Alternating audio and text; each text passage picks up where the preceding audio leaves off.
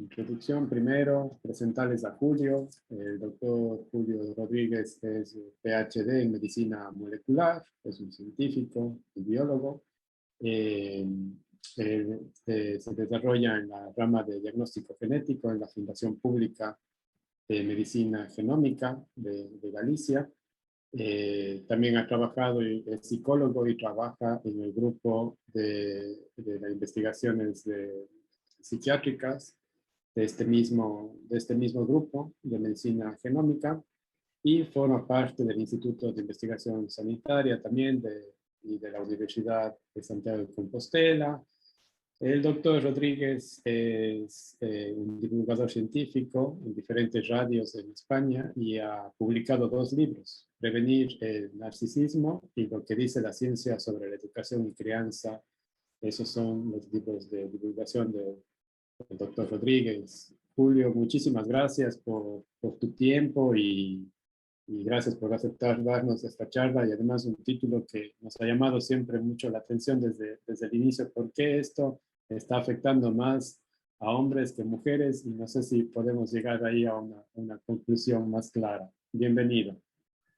Bueno, muchas gracias, Andrés. Es un placer estar aquí con vosotros. Vamos, y muchas gracias por la presentación. Y bueno, de hecho, nosotros nos conocimos cuando estaba yo ahí con el laboratorio de genética psiquiátrica, aunque ahora ya me dedico ya casi 100% al diagnóstico genético en neuropediatría y en cáncer, pues sí que aún alguna cosilla ahí con mi antiguo grupo de Xavi Costa de genética psiquiátrica. Y bueno, pues sí, como bien dijo Andrés, pues yo hago también mucha divulgación de un poco de temas de ciencia en general, pero claro, siempre pues barro un poco hacia mi campo, que es la genética, y un poquillo también a veces de comportamiento, la psicología, como esos libros de divulgación que son más de psicología, aunque tienen siempre una relación con la biología y con la genética del comportamiento.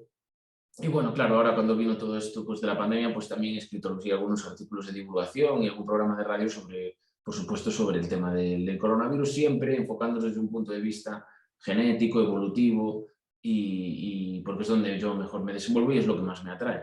Vamos, entonces, este caso que me comentó Andrés de hablar, es sobre un artículo que salió que a mí me llamó mucho la atención, que hablaba de que el coronavirus mata el doble de hombres que de mujeres y por qué era debido, ¿no? Y es muy curioso porque realmente es un dato que está contrastado, que los hombres tienen un riesgo de 1,7 veces mayor que las mujeres de tener una enfermedad grave por coronavirus y de muerte por coronavirus. Y entonces, en primer lugar, pues es una cosa que no ya sí que llama la atención, pero luego, como es una enfermedad que afecta sobre todo a personas mayores y sabemos por norma general que los hombres tienen un envejecimiento más rápido y de peor calidad que el de las mujeres, pues entonces era de suponer que sí que todas las enfermedades que afectan a la gente mayor pues afectarían más a hombres que a mujeres. Y en principio a veces mucha gente explica esto por roles de género, ¿no? Porque pues, los hombres tienen una tendencia a beber más, tienen una tendencia a fumar más, a cuidarse menos y estas cosas, que bueno, que yo siempre digo que por detrás de eso siempre está una genética del comportamiento, ¿no? O sea, al final hay factores biológicos, aunque los quieras, al final, por detrás de todos los factores culturales, digámoslo así, desde mi punto de vista siempre hay un factor biológico, un factor genético, ¿no? O sea, pues si el ambiente es la luz solar, no, pero si el ambiente es un comportamiento, yo siempre le atribuyo también un factor biológico. Pero bueno, a mayores, asumiendo que esto podría ser un factor cultural, se vio que sí que habían, pues que el riesgo era demasiado alto para simplemente atribuirlo a los roles de género. Entonces siempre pues hay una serie de artículos que se publicaron sobre investigación y se vio que había factores relacionados con el sistema inmune, diferentes entre hombres y mujeres. Y así al principio, pues cuando hay una infección vírica, hay dos tipos de respuesta, y una es la respuesta antiviral mediada por interferón, tipo 1 y 2, para limitar la replicación del virus, y luego una mediada por citoquinas, que es así como la primera línea de defensa, que es inespecífica y que es así más pues, sería la infantería, ¿no? Si hablamos con una metáfora del ejército. Y entonces, lo que se vio es que habían diferencias entre hombres y mujeres en esta respuesta. En primer lugar, señalar que una de las características del coronavirus de la infección normal es que suprime bueno, reduce esta respuesta por interferón, primera que evitaría la replicación, entonces ya se replica más, y esto ya lo hace él. Y después, además, lo que se vio fue bueno, esto lo que provoca es esa inflamación después que todos conocemos ahora de las tormentas de citoquinas y tal, porque como se replica mucho, pues se produce esta respuesta y es la que provoca después los síntomas graves. Pero entonces lo que vieron es que en hombres y mujeres había diferencias en este tipo de respuesta. Primero, que ya en los hombres, ya de por sí, la respuesta del interferón estaba como más bajada, era más baja que en el caso de las mujeres, y encima, y más robusta era la de las citoquinas, por eso le daban peor pronóstico. Pero es que además el coronavirus, al bloquear la respuesta del interferón, ya en los hombres, como ya era baja, pues entonces aún era más baja, entonces era mucho más alta la de las citoquinas, y por eso la gravedad e incluso la tasa de mortalidad en hombres era mayor. Y bueno, esto es la primera gran diferencia que encontraron, y entonces vieron que fueron como escarbando más y a ver si encontraban una explicación a esto, ¿no? Entonces se vio que, bueno, la primera que encontraron es la más obvia de todas, y es que, como todos sabemos, las mujeres tienen 2 cromosomas X y los hombres tienen uno solo. Entonces esto es, desde un punto de vista genético, podemos decir que las mujeres, para los genes que se encuentran en el cromosoma X, pues están protegidas frente a mutaciones, porque al tener 2 copias, pues si una está mutada, pues la otra puede funcionar. Los hombres, si una está mutada, estamos fastidiados. Claro. Vale, y eso, por ejemplo, sí, dime, ¿quieres decir algo? No. No, claro, como digo, como siempre en todas las enfermedades ligadas a X es un poco la condición, ¿no? Los Exacto. hombres son los que le van a padecer y quizás las mujeres pueden ser portadoras o quizás tener algo menos de sintomatología. Pero sí hay algunos casos que llaman un poco la atención, ¿no? Hay mujeres que igual lo padecen. Alguna vez, bueno, más adelante te comento de casos que teníamos de pacientes portadoras de algo en X, que incluso a veces lo padecían más que los propios padres. Entonces, Puede ser, ahí, no sé, sí, es un puede ser poco lo que también tú por el dices. tema del el silenciamiento, a lo mejor, del X, que es Exacto, del exactamente mosaicismo que el tienen, ¿no? mosaicismo. Porque siempre se dice que a las mujeres, como lo comparan con este Calico Cat, siempre ponen el ejemplo de este gato que expresa, ¿no es cierto?, ambos cromosomas X y es a la final un mix, digamos. No sabemos muy bien qué Exactamente. está silenciado, qué está activo, pero claro, voy por ahí. Ahora, ¿tú crees que la parte en la que mencionas, sabemos que hay algunos genes que están relacionados, ¿es cierto?, en el X y tienen mucho sentido porque estos están relacionados directamente al sistema inmunitario. Sí, eso es lo que iba a Eh, comentar ahora.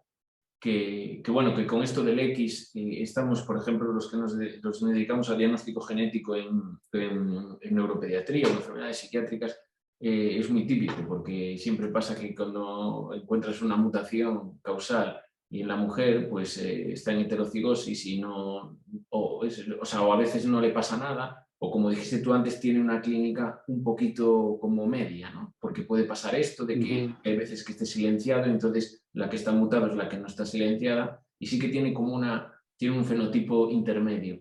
Pero sin embargo, cuando es en el hombre es en hemicigosis y tiene pues una discapacidad intelectual, unas epilepsias y tal. Y entonces pues parece ser que con este tema del coronavirus pues también hay genes del sistema inmune que están en el cromosoma X. Aquí nombran uno de los artículos que es TLR7, que está encargado de detectar el ADN viral, y que entonces, que claro, que los hombres, pues si tienen algún tipo de mutación, alguna carga mutacional en esos genes, pues que ya van a tener un sistema inmune peor. Entonces, que como que el sistema inmune del hombre va siempre, como tiene esa tendencia a funcionar un poco peor que el de la mujer. Y después, pues después ya pasando a la siguiente fase que encontraron fue que incluso ya, aunque la primera fase del sistema inmune, de la respuesta inmunitaria en hombres esté más derivada hacia la parte esta ya inespecífica y más de batalla, por decirlo así de alguna manera, que es la que provoca con la infección del coronavirus estos problemas de las citoquinas, es que además en la inmunosenescencia en hombres ocurre antes y es más rápida también, va con un poco como el envejecimiento. Entonces el funcionamiento del sistema inmune más específico, el más fino, el de las células T, células B, pues también es peor en hombres. O sea, no solamente ya es que ya de por sí ya la parte toda de las citoquinas fuera mayor, sino es que además se ve antes disminuida, hay una inmunosenescencia mayor anterior en hombres que en mujeres. Entonces, claro, pues el coronavirus como afecta a mayores, pues también pues también se ve que en estos tiene más grave, una sintomatología más grave. Y ya finalmente, bueno, quedan dos casos más de los que encontraron, pero así el otro más claro pues era también a nivel hormonal, que es así también otra de las diferencias clarísimas que hay entre hombres y mujeres. Pues parece ser que también los estrógenos no solamente protegen a las mujeres a nivel cardiovascular, sino que también vieron que protegían a las mujeres de la entrada del coronavirus en las células, la entrada a través del receptor AC3 con la unión a la proteína S del coronavirus. Pues parece ser que los estrógenos que hacían que esta unión fuese peor a nivel molecular y entonces ya la entrada de coronavirus pues era peor. Y después los hombres, además, con los andrógenos, pues la testosterona sí tiene cierto efecto también inmunosupresor. Por lo tanto, que al final todo va relacionado con el sistema inmune, de que los hombres funcionan mejor. Estaría genial debatir sobre por qué en la naturaleza pues es como que la selección natural ha tirado como que en los hombres el sistema inmune como que funcionen peor, pues como que parece que da igual. Pero bueno, eso ya sería otro tema, pero a mí me encanta eso, ¿no? Como ver, al final vas viendo como que el sistema inmune todo del hombre funciona un poco peor que el de la mujer y envejece antes y envejece peor. Me parecería como un proceso de selección natural. Sí, no, a mí me parece como, bueno, a mí lo que me parece es que quizás es como que la mujer es más importante, ¿no? Como es es más importante que permanezca viva por el tema todo de la reproducción y esto también es algo bueno, también se ha hablado de esto con el tema que hablamos antes del cromosoma X, de que hay determinados genes relacionados con el cerebro que están en ese cromosoma X, por lo tanto ya estarían protegidas frente a enfermedades neurológicas y psiquiátricas. También está el tema de que eso, de lo que hablábamos antes al principio, de los estrógenos que las protegen para enfermedades cardiovasculares y por tanto las mujeres envejecen mejor y más lentamente, viven más. Esto incluso tiene un nombre en biología evolutiva que le llaman la hipótesis de la abuela, y está todo relacionado con el éxito reproductivo, con la supervivencia de las crías y todo esto. Bueno, pero esto es otro tema todo de biología evolutiva que a mí me gusta mucho, pero que lo ves también aquí y ahora cuando estamos hablando del coronavirus con el tema del sistema inmune. Vamos, como que parece que biológicamente el sistema inmune de las mujeres es más poderoso que el de los hombres. Y como última prueba que señalaban estos autores, hablaban de que incluso, bueno, que en los pacientes graves ingresados, hombres y mujeres, se veía que los hombres tenían un título de anticuerpos mucho mayor que el de las mujeres. Que esto también puede ser debido por todo lo que hablábamos antes. Le penetra más virus y entonces se replica más por lo del interferón, entonces tiene más anticuerpos. Pero claro, tenía más anticuerpos y tenía una sintomatología más grave. Entonces ellos dedujeron o hipotetizaron, esto ya es así como cogido un poco con pinzas, pero bueno, es como una hipótesis, de que el hombre que además, el sistema inmune del hombre diseñaba unos anticuerpos peores, por decirlo así de alguna manera, que las mujeres tenían menos anticuerpos, pero tenían una sintomatología más leve y sobrevivían más. Sin embargo, el hombre estaba lleno de anticuerpos, pero esos anticuerpos no funcionaban. Entonces decían que también pues además, cuando ya entraba en juego la inmunidad fina, la de células T, la de células B, bueno, diríamos la tropa de élite, ¿no? Pues incluso esos anticuerpos que estaban como mal diseñados. Entonces, así resumiendo, podemos decir que primero estaba la respuesta del interferón, que era menor en hombres. Luego estaba el tema todo del cromosoma X, que al tener solamente una copia, pues las mutaciones en estos genes del sistema inmune pues, afectarían a estos genes y podrían tener problemas en el sistema inmune. Que la inmunosenescencia del hombre era antes que el de la mujer, por lo tanto células T, células B empezaban a funcionar peor. Luego estaba el tema de las hormonas, de los estrógenos, que las protegían también, impedían la entrada del coronavirus, y también la testosterona, que tiene un efecto inmunosupresor. Y ya finalmente que era el tema de los anticuerpos, que incluso ahí, cuando ya entraba en juego la inmunidad fina, pues el diseño de anticuerpos también era un poco peor en hombres. Entonces todos estos factores unidos y juntos hacían que el riesgo del hombre comparado con el de la mujer pues sea casi el doble de muerte y de enfermedad grave por coronavirus. Y bueno, esto es así como el resumen de todo lo que, de los factores biológicos que podríamos decir que están implicados en estos datos. Ajá, claro. Recapitulando un poco hacia la parte del X, por ejemplo, nosotros conversábamos hace tiempo con Ángel que ellos estaban haciendo estudios un poco de casos y controles, ¿no? Para ver un poco qué localizaciones, qué genes podrían estar un poco ahí implicados en el riesgo genético. No se habló tanto de la diferencia entre sexos, ¿no es cierto? Pero sí identificaron regiones genéticas interesantes. No sé si tú debes haber escuchado en un inicio que hablaban, por ejemplo, de la región en el grupo ABO, del grupo sanguíneo. Personas con cierto grupo sanguíneo, el A tenía más riesgo que el O. Hay, aparte de estos genes relacionados a la inmunidad en el X, no sé, te hago la pregunta, ¿tú sabes si es que alguno de estos otros genes está tal vez quizás localizado en el X y sea mayor riesgo o no, propenso en este sentido como riesgo genético en sí? Los genes estos relacionados con los grupos sanguíneos. No, o sea, me refiero a si es que hay algún gen que se haya relacionado también en el cromosoma X quizás. Otros genes que se hayan relacionados con gravedad con el coronavirus y están relacionados al cromosoma X. Uy, pues la verdad no lo sé si así los estudios que se hicieron sobre riesgos genéticos de infección de coronavirus o y que estuvieran en el cromosoma X. La verdad es que no lo vi. Sé que hay esos estudios que incluso no sé, o sea, participó Ángel en alguno de ellos o algo, ¿no? O sea, de esos estudios. Sí, claro. Claro, pero no sé, que eran GWAS, ¿no? O cómo eran, sí. Sí, eran GWAS. Pues no sé si salió uno de estos genes aquí. Claro, yo relacionado con el cromosoma, con el cromosoma X y inmunidad, hablaban de este gen, TLR7, pero si te digo la verdad, no sé si en ese estudio salía algún SNP relacionado con este gen, y después los otros, la verdad es que no sé si estaban en el cromosoma X. No lo chequeé ese estudio, por lo tanto. Pero bueno, sí. O sea, puede ser una... Podría ser interesante volver justo a esos estudios y revisar si es que algún gen de estos puede estar localizado en alguna región del X.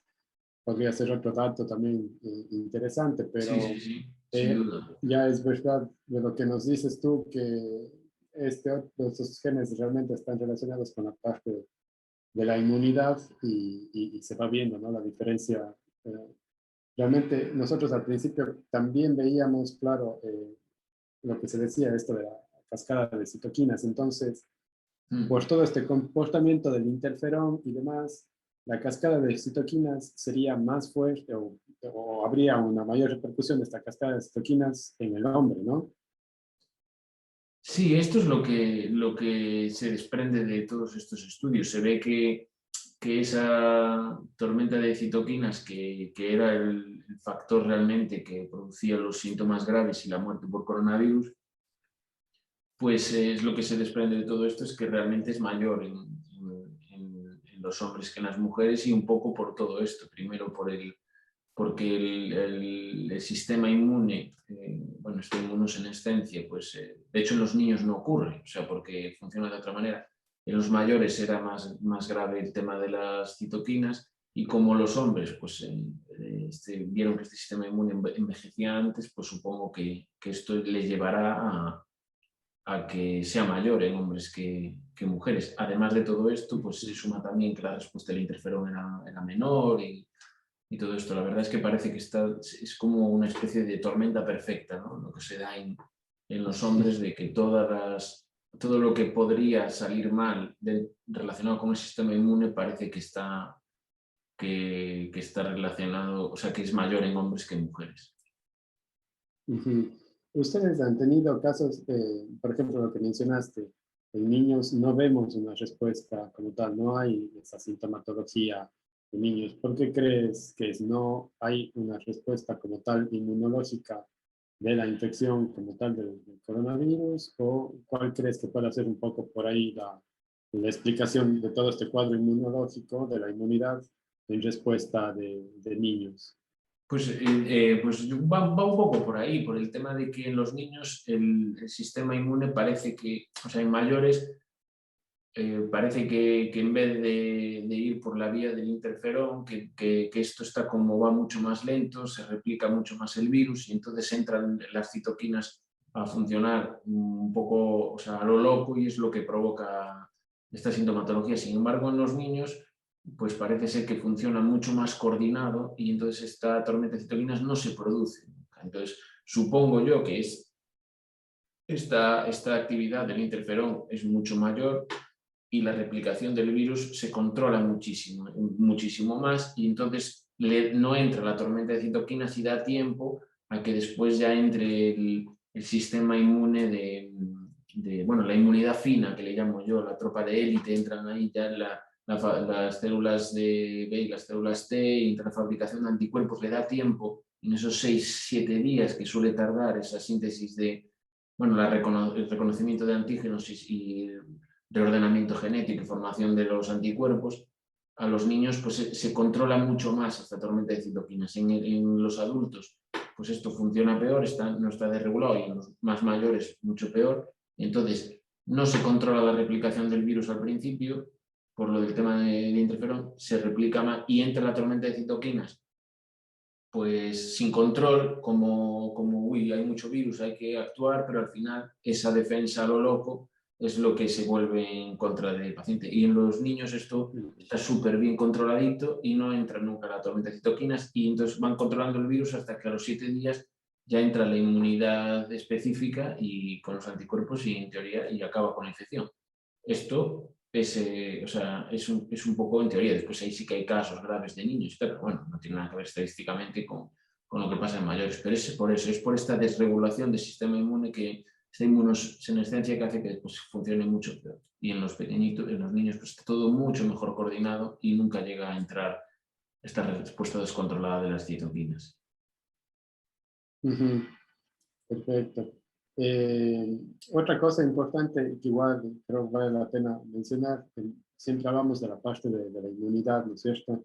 Y como tú dices, al final es la generación de los anticuerpos. Pensamos que siempre debemos un poco controlar o medir la inmunidad de una persona simplemente por los anticuerpos, y estamos ahí un poco pendientes de saber si es que estas personas han generado anticuerpos una vez que han pasado la infección. Pero no sé tú cómo lo ves, quizás, y siempre se menciona, hay que tener en cuenta que va a existir una inmunidad más allá, ¿no es cierto?, de inmunidad celular, de linfocitos T y demás. No sé cómo están tomando ustedes precauciones, por ejemplo, personas que hayan pasado, las están vacunando o están esperando un tiempo prudencial para vacunar, porque hemos visto casos de personas que han pasado la infección, se han vacunado y han tenido una reacción fuerte de esas vacunas. ¿Tú qué opinión tienes ahí en ese sentido? O sea, si te he entendido bien, las personas que han pasado la enfermedad, si después las vacunan. Exacto. Exacto. Sí, yo a este respecto, la verdad, he leído varias cosas. He leído que que había gente que había pasado la enfermedad y que la habían vacunado, pero claro, que la vacuna provoca como una reacción mucho más importante del sistema inmune, mucho más que la de la infección de por sí, por lo tanto, que era conveniente vacunarlas. Pero realmente después, esto que me comentas tú, que puede pasar, que tengan una reacción adversa, que si no te he entendido bien. Sí, claro, si puede llegar Sí, a pasar esto una vez pasada la infección, no sería una buena idea, pero yo realmente, si te digo la verdad, no sé cómo está siendo el protocolo de vacunación de estas personas que lo han pasado, pero sí que he leído algo de que la vacuna provocaba una respuesta inmunitaria mucho mayor, o sea, que dabas como con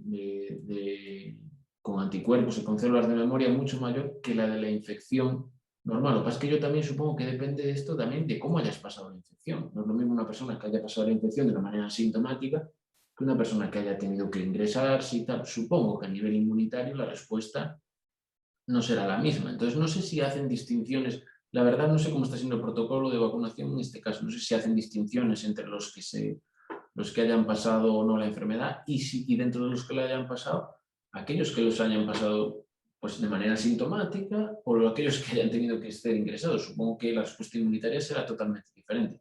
Pero realmente no sé cómo está siendo el protocolo de vacunación aquí en España o a nivel mundial. No sé si hay un protocolo para esta gente que haya pasado la enfermedad y diferentes grados. No sé. claro, y esto varía un poco igual en cada comunidad y demás en España, ¿no? Alguna vez me comentaban que personas que han pasado la infección, claro, como tú dices, con síntomas entre moderados, ¿no es cierto? Estaban teniendo un tiempo prudencial más o menos de unos 6 meses, de personas que Ah, habían pasado ya la infección para poder considerarlas y vacunar. Y quizás estas personas necesitarían ya una sola dosis de la vacuna. Pero vamos, ya. es un poco lo que tú dices, va a depender mucho de cada persona cómo lo haya pasado y seguramente más adelante iremos aprendiendo un poco más sobre esto, Claro, porque estas reacciones a vacunas apenas las estamos empezando a ver y a monitorear. es que claro, la Y gente quiere una solución ya, pero es que como hay una frase por ahí que yo escuché al principio que decían, antes al que descubría una vacuna le daban un premio Nobel y ahora es que queremos la vacuna ya. Entonces, claro, después pasan cosas pues que vamos sobre la marcha. Entonces, sí, pues lo que estás diciendo tú, igual pues en este protocolo lo irán mirando a ver cómo responde la gente, igual, no sé, no estará bien protocolizado a lo mejor hasta dentro de 2 años, de qué hacer, de qué no hacer, de a estos los vacunamos, a estos no. Pues que estamos yendo sobre la marcha y bueno, claro, yo creo que vamos, o sea, para mí es un hito de la ciencia lo que se ha conseguido en un año tener, no sé, 4 vacunas disponibles, ya es una animada, una pasada, pero la gente de a pie no sabe claro, cómo funciona la ciencia y te exige más. Entonces es una situación súper complicada, vamos. O sea. claro, claro. Y cuéntame un poco ahí en España, en cuanto a esto de las vacunas, la gente cómo lo ha aceptado. La mayoría de la gente accede a las vacunas, hay mucha crítica, Pues hay mira, gente todavía que se cuestiona. al principio había mucha gente con mucha desconfianza y como de hecho yo hice mucha labor divulgativa sobre las vacunas y tal, pero me llegué a cansar porque no dabas llegado, había mucha contrainformación, muchos bulos, bueno, y no dabas llegado, entonces llegó un momento que me cansé, pero bueno, y había gente duda, yo incluso me acuerdo de, o sea, preguntarme en un programa de radio y tal, bueno, ¿y tú te vas a vacunar? Y yo decía, no, yo si me toca, sí, claro, que de aquella no sabíamos cómo iba a ser el tema de si los sanitarios, si nos íbamos a ir antes, si a nosotros, a los de diagnóstico genético nos consideraban sanitarios, pero sí que al principio hubo ahí unos momentos de gente que incluso hubo manifestaciones, negacionistas, que no querían saber nada y tal. Y claro, esto iba contaminando a la gente que normalmente sí se vacunaría y empezaban a dudar, tenían miedo, no sé qué, pero bueno, en cuanto empezó la vacunación y se empezaron a ver los primeros datos, sobre todo en residencias, yo no sé cómo fue ahí en Ecuador, pero bueno, aquí en las residencias fue un horror, o sea, Madrid, las residencias fue un infierno, ahí murió muchísima gente, se contagiaron muchos, además hubo como una especie casi de abandono, no los dejaban ir al hospital, tampoco los podían atender. Bueno, fue un horror todas las residencias de mayores. Y entonces, en cuanto empezaron a vacunar a las residencias de mayores, se vio que de repente empezaba a bajar de una manera drástica los casos activos y pues los ingresos, claro, y las muertes. Pues la gente ya empezó a cambiar de opinión y yo creo que, no sé cómo están ahora los porcentajes de vacunación, pero yo creo que bastante alto, por encima del 70% de la gente que sí accede a la vacuna. Yo, de hecho, no conozco a nadie así conocido de círculo, quiero decir, después de verlo por ahí en algún periódico, si de algún político que dijo, yo no me vacuno, no sé qué, no sé. Pero yo no conozco a nadie que se haya negado a la vacunación, o sea, está todo el mundo, incluso aquellos que dudaban un poquito y que tenían un poquito de miedo, al final es que si lo pones en costes-beneficios, o sea, no tiene ningún sentido no vacunarse. Y yo no conozco a nadie que se haya negado. O sea, al principio eso, había un poquillo de duda, pero después ya, al ver cómo estaba funcionando la cosa, los resultados que había, incluso nos llegan los resultados de Israel y todo esto que ya lleva mucha más vacunación, pues la gente ya, estas voces negacionistas empezaron a callarse y ya la gente, pues sí, decidió, yo creo que en general, ya te digo, no sé si me quiere sonar sobre que están por encima del 75% de la gente que accede a la vacuna. O sea que bien, yo creo que bien. Claro, claro, claro.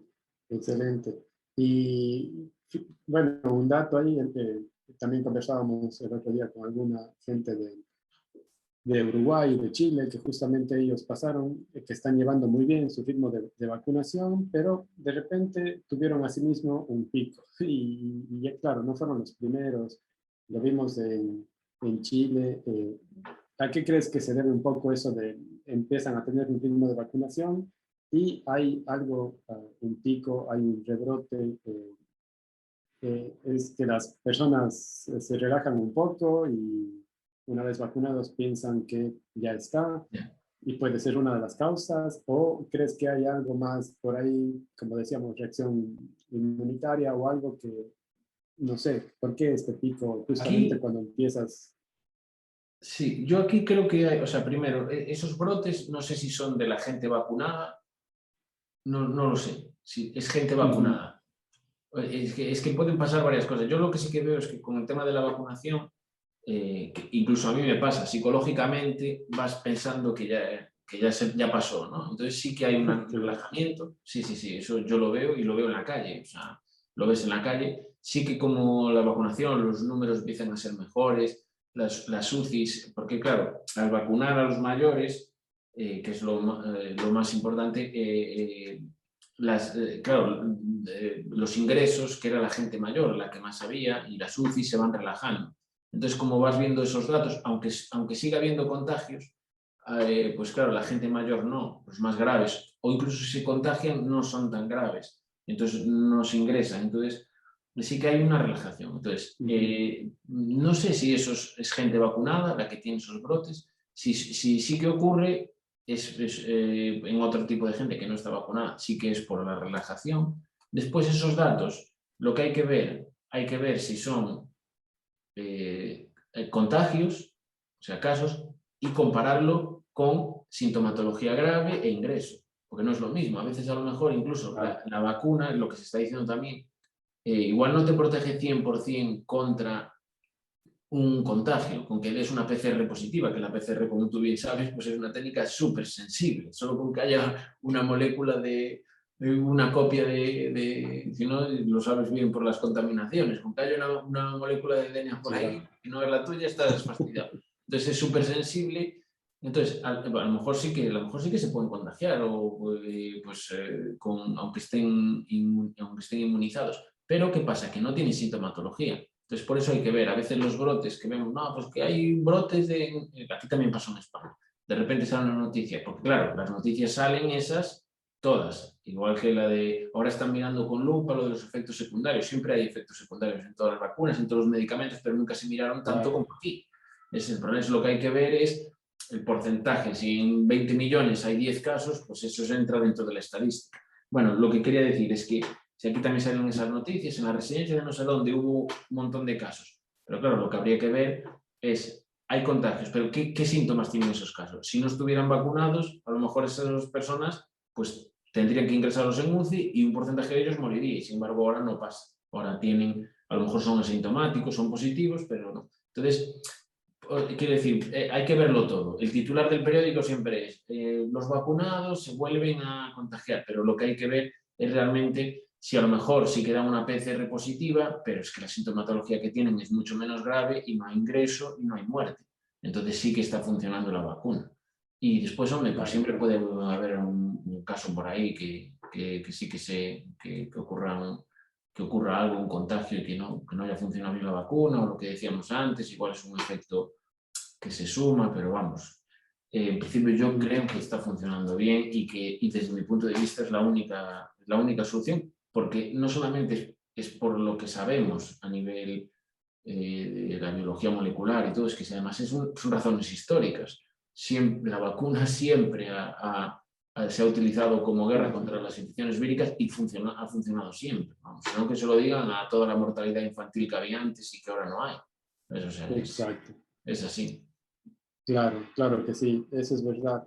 Y mira, un punto que tocaste justamente sobre esto de las reinfecciones. Muchas veces hablábamos de una persona que ya pasó y volvió a tener la sintomatología, se reinfectó, decíamos, se volvió Sí. a infectar. Y aquí hay una teoría que la gente, bueno, se está estudiando todavía, pero muchos creen que no es una reinfección, sino más bien una reactivación del virus, que quizás el virus podría almacenarse en alguna parte Puede ser. del organismo, ¿no es cierto? Y hemos visto que en intestino se almacena también, porque en restos, en muestras de heces se ha podido analizar y se detecta el virus, ¿no es cierto? Entonces, hay un poco la teoría de el virus, no es que se vuelva a reinfectar una persona, quizás la inmunidad sí persiste, pero puede haber una reinfección. No sé si has escuchado acerca de estos estudios. Bueno, o sea, lo del almacenamiento, pues hombre, lo acabo de escuchar ahora de ti, pero vamos, me tiene todo el sentido, ¿no? Es lo siempre que se dice de los reservorios que te puede haber ahí. Bueno, antes quería decir que también a veces, ahora con estas nuevas cepas que hay, también están barajando la hipótesis de que hay algunas cepas que se saltan la inmunidad de las vacunas, ¿no? Que decían la sudafricana, la Exacto, brasileña. sí. O sea, que también puede ser a veces por eso, pero a lo mejor se saltan esa inmunidad, pero después la sintomatología tampoco es tan grave. Pero bueno, pero volviendo a lo que tú decías, bueno, a mí me parece una hipótesis completamente plausible y además que yo creo que esto pasa también en otras enfermedades. Bueno, con los virus, hay virus que se almacenan y se quedan, todos sabemos el virus de, bueno, los herpes labiales y tal, que es, o sea, el virus permanece en nuestro organismo silenciado y luego cuando hay un bajón del sistema inmunitario salen para Exacto. adelante. O sea, es un comportamiento típico de los virus. Luego está el tema de los reservorios, que también siempre se ha hablado, que se quedan, como tú puedes tener el virus, pero está ahí como agazapado o mantenido bajo control por el sistema inmune. En cuanto el sistema inmune baja un poquito, pues el virus vuelve a salir. No conocía esto de que se puede almacenar en el sistema digestivo, que tú me has comentado, pero bueno, entonces si es que sí, pues me parece perfectamente que posiblemente no sea una reinfección, sino que el virus, pues por alguna razón baja la vigilancia del sistema inmune y entonces vuelve su ciclo de replicativo y te vuelve a crear una infección. Pero bueno, esto es un comportamiento típico de los virus o de los microorganismos, que muchas veces es eso, incluso bueno, pasa con otros tipos de infecciones de garganta bueno, con la tuberculosis Exacto. a veces también, que hay brotes de dónde vienen y a veces son pues que tienes el reservorio, tienes el microorganismo, pero está ahí o sea, agazapado, controlado por el sistema inmune y cuando bajan las defensas salen para arriba. Pasa con los inmunodeprimidos, que de repente se Exacto. infectan de un montón de cosas y muchas veces es que, que están en el aire o incluso en el organismo, pero que no se expresan, no se replican porque están controlados y en cuanto bajan las defensas provocan la infección. Entonces yo lo veo una hipótesis, bueno, vamos, bastante más plausible que sea una reinfección, sino que sea el propio virus que realmente yo no creo que nuestro sistema inmune pueda acabar con todas las copias que pueda haber del virus, seguro que quedan alguna en algún lado. Entonces, que eso se pueda volver a reactivar me parece totalmente normal, ¿no? Ujú. Y otra cosa que justo lo mencionaste y que quizás vale la pena, ¿tú sabes de algunas cepas? Bueno, vi que habías estado revisando sobre las cepas del virus. ¿Alguna cepa que no pueda, digamos, tener un efecto o saltarse el efecto de la vacuna? ¿Hay alguna de estas cepas que posiblemente podría ir un poco en contra de esto? ¿Conoces de eso? ¿O prácticamente todas las vacunas estarían contemplando las cepas de estas variantes del virus? No, se habla de que, yo lo poco que sé de esas cepas, se habla de que la británica es más infectiva, pero sí que se ve afectada por o sea, sí que se ve controlada por las vacunas, pero sin embargo se hablaba de que creo que es la brasileña y la africana y la sudafricana, que sí que pueden escapar al control de las vacunas. Esto, claro, no sé hasta qué punto, un poco lo que hablábamos antes, no sé si es que pueden provocarte la infección, pero aún así, como tienes títulos de anticuerpos por la vacunación, la enfermedad después es más leve, o, Ujú. claro, no lo tengo muy claro. Yo desde mi punto de vista creo que más iría por este camino. Quizás te puedes infectar de ellas, pero la sintomatología no va a ser nunca tan grave porque, bueno, de alguna manera tú estás inmunizado. O sea, el virus no muta todo el virus, o sea, quizás serán pequeñas mutaciones que a lo mejor no generan eh, o sea, exactamente los mismos anticuerpos, pero que sí de alguna Claro. manera logran frenarlo, o sea, de toda la batería que puedas tener de anticuerpos que generes. Entonces sí, se hablaba de la variante brasileña, la variante sudafricana, y pues incluso vi una por aquí que era la californiana, que la verdad es que la primera noticia que tengo de ellas, y que también podría escapar de algunas vacunas. Eso es lo único que sé, tampoco sé mucho más allá, simplemente que la británica sí que responde a las vacunas, o sea, sí que podría estar controlada por las vacunas y después había estas otras que no. De hecho, aquí en España, un poco lo que te comentaba al principio, era de eso, que se decía que está entrando más la variante británica, pero los inmunólogos de aquí decían bueno, que eso por una parte está bien, entre comillas, porque aunque es más infectiva, sí responde a las vacunas y sí frena la entrada de las variantes brasileña o sudafricana, que sí que se pueden saltar un poco más las vacunas. Pero aún así, desconozco del todo, pero me atrevería a decir que quizás sí se saltan la primera barrera, o sea, bueno, o quizás eres capaz de infectarte de ellas, pero la sintomatología en principio debería ser más leve. Ujú. Muy bien, sí, sí, esto es algo interesante que igual sobre la marcha, ¿no? Iremos un poco Exactamente, es que además aprendiendo, sí, es muy reciente, alguien decía, el máximo que tiene experiencia en esto lo tiene un año y pocos es que es meses. así, es que es así, Eh, es sobre la marcha, y bueno, y se ha aprendido claro, muchísimo. A mí me parece, lo que pasa es que, bueno, la gente siempre te exige más, pero lo que se ha conseguido en un año, de todo, del conocimiento de la enfermedad, lo de la vacuna, tal, pues, vamos, me parece un hito de la ciencia espectacular lo que hemos conseguido, vamos, lo que podría ser esto, claro, bueno, ya ha sido cuando ha habido otras pandemias en el pasado, cuando no había estos conocimientos científicos, lo que ocurrió, vamos. Esto ha sido una pasada. Lo que pasa es que estamos acostumbrados a unos estándares de vida ya, ¿no? Que nos parece, pues todo lo que sea bajar un poquito el escalón nos parece gravísimo. Pero bueno, lo que ha hecho la ciencia en este año de experiencia, ha sido espectacular. Y ya te digo, ya aún seguimos aprendiendo. claro, claro que sí, sí, realmente lo otro posiblemente puede dar para otra charla, otro conversatorio. Sí. Julio, y quizás la última pregunta, tú que estás más vinculado en la parte evolutiva como tal, ¿cómo ves un poco, cuál crees que es el panorama de aquí y cómo podrías predecir la evolución un poco de este virus? Aunque como, bueno, hablamos, es muy difícil de saberlo, hay poca experiencia, vamos haciendo las cosas sobre la marcha, pero ¿cómo crees que va a ser un poco la evolución de este virus? ¿Hicimos bien al empezar con planes masivos de vacunación, hay también esta teoría de que al utilizar esto el virus irá mutando, cada vez será más grave. ¿O cómo crees que va a ser la evolución de este virus? ¿Se va a llegar a controlar en un punto? Bueno, es interesante esa teoría que acabas de comentar, de que claro, bueno, pero supongo que poniendo en la balanza de costes-beneficios, no podemos esperar a que la selección natural actúe y el virus evolucione hacia un equilibrio con el hospedador, ¿no? Que es lo que ocurre al final. Los virus normalmente van evolucionando en el sentido de que llegan a un equilibrio con el hospedador, pero claro, hasta que llega a este equilibrio muere mucha gente, entonces no nos podemos permitir eso. Por eso hay que actuar, es como sería como el tema de los antibióticos o algo así.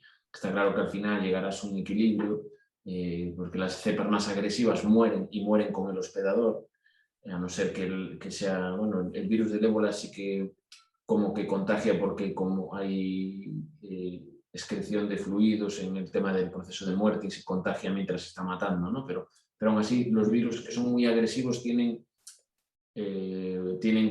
corto el poder contagiar, ¿no? Son estrategias evolutivamente estables que se llaman. De hecho, el anterior SARS-CoV, el SARS-CoV-1, era más mortal y por eso no se expandió de China, porque bueno, si mata al hospedador no puede contagiar. Sin embargo, este virus, el tema de los asintomáticos es una herramienta evolutiva para él maravillosa, porque tú no tienes el síntoma, haces vida normal y a la vez estás contagiando.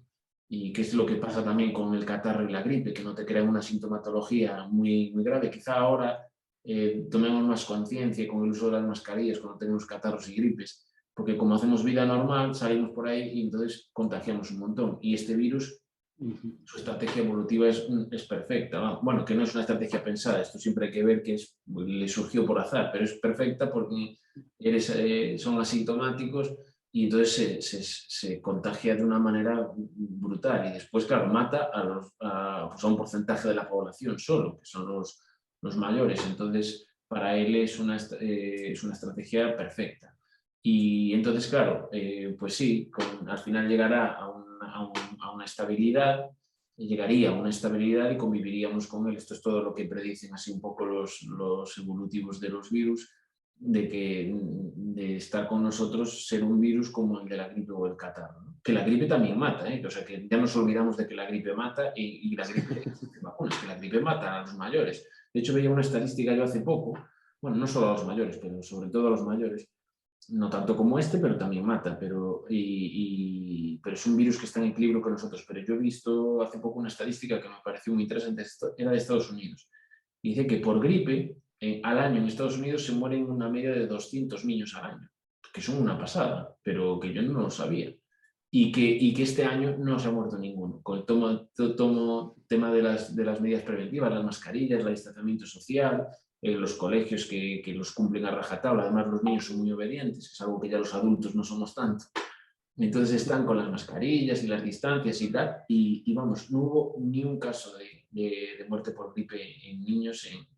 Bueno, y la incidencia de la gripe ha bajado un montón por todas estas medidas. Bueno, entonces, un poco respondiendo a tu pregunta, la evolución, sí, yo creo que se va a evolucionar hacia una estrategia, bueno, pues hacia que el virus va a ser de una sintomatología más leve, va a convivir con nosotros y después que si hemos hecho o no bien con la estrategia esta agresiva de vacunación y que es cierto que surgen mutaciones y tal, bueno, o sea, pero es por coste-beneficio. O sea, también pasa con los antibióticos. Al final los antibióticos, las bacterias se van adaptando y tal. Y de todos modos, yo creo que también que el virus mutaría igual, porque es que ellos, o sea, cada organismo que infectan es un ecosistema nuevo en el que se replican millones de veces y en el que surgen mutaciones y surge la evolución. Es así. Y por eso saltaron de los murciélagos o del pangolín al ser humano, porque los virus evolucionan rapidísimamente y los virus RNA, como este, mucho más.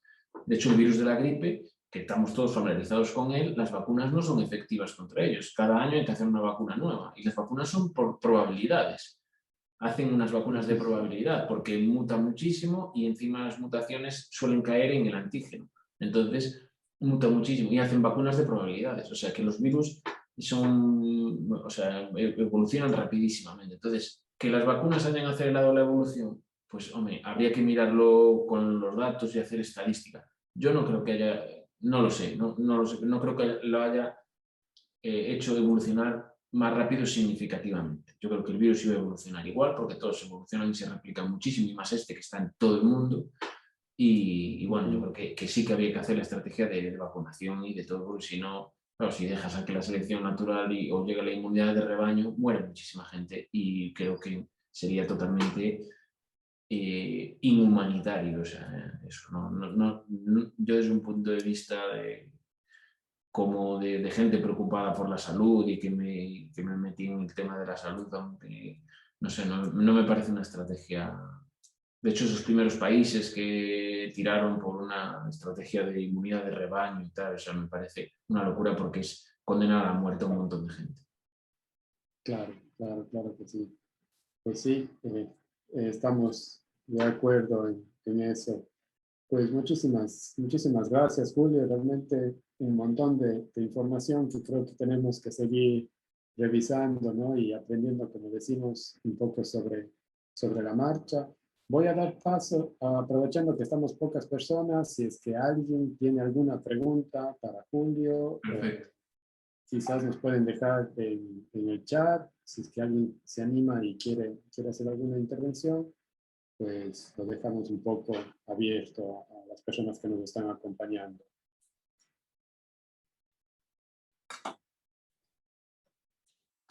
Y si no, pues desde ya te animamos, Julio, a que sigas divulgando y tienes que seguir haciendo y peleando.